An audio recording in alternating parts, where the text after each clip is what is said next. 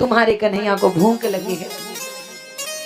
उन्हें यज्ञ पत्नियों से बोले, तो जैसे ही कहा कि तुम्हारे कन्हैया को भूख लगी है, पत्नियों ने क्या किया, पतियों को छोड़ा और भोजन अपने हाथ में लिया और भागते हुए वहां गई जहां पर कन्हैया विराजमान थे।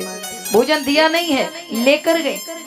और जब लेकर गई अपने आंचल में, अपने पल्लू में, अपने ओढ़ने वाली ओढ़नियों में छुपा करके भोजन, तुरंत जाकर कन्हैया का मुंह साफ कर दिया और अपने अपने हाथ से कोई कुछ खिला रहा है, कोई कुछ खिला रहा है। और बोले जब कन्हैया को भोजन कराया, कन्हैया का पेट भर गया।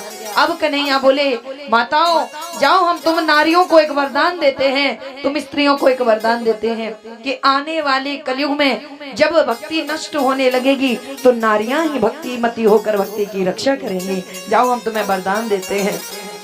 पुरुष पाखंड और दूसरों की बातों में आकर के तुरंत भक्ति से मुख मोड़ लेंगे, लेकिन तुम्हारे को कोई भी कहे, तुम्हारी भक्ति कभी नष्ट नहीं होगी। भक्ति के मामले में तुम किसी की बातों में नहीं आओगी, भले ही तुम और बातों में आ जाओ, पर भक्ति के मामले में नहीं आओगी। पुरुषों को कोई थोड़ा सा भरेगा और ये कहेंगे हाँ बात सही है। अभी यहाँ एक दूसरे से कह दे क्या फालतू में बैठे हो, यहाँ नौटंकी चल रही, चलो, तो दूसरा भी कहेगा हाँ चलो, निकल जाएगा। लेकिन कहीं ना कहीं माता सोचेगी नहीं नहीं, पता नहीं, दर्शन तो भगवान का हो गया, किंतु थोड़े से 2-4 शब्द सुन लेती तो बढ़िया रहता। थोड़ी देर और बैठती हूँ, देखती हूँ शायद कुछ हो जाए। तो भगवान ने वरदान दिया कि जो भक्तिमती नारियां हैं, जो वाकई में भगवान की सेवा करना चाहती हैं, बोले भगवान ने कहा उनके ऊपर मेरी कृपा सदैव